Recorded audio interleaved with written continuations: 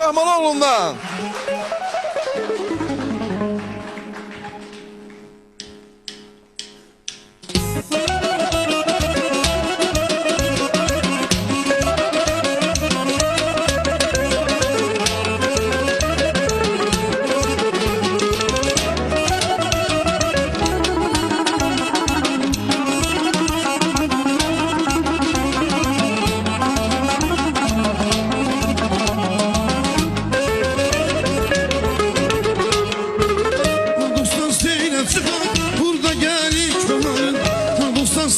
Çıkar burada gelik baharın, gül açır kalbimizin en şirin arzuları, gül açır kalbimizin en şirin arzuları.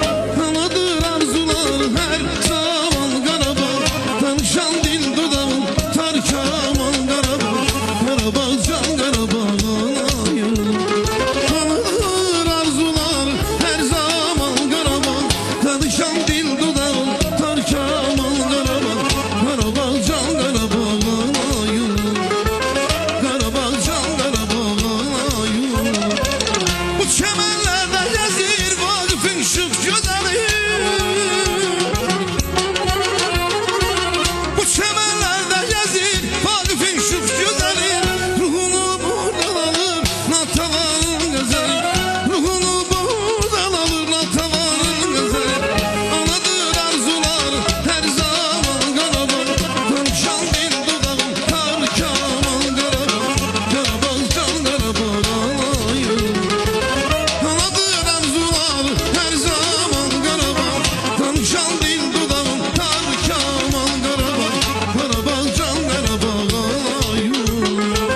Qarabağ can Qarabağ'ın ayırır.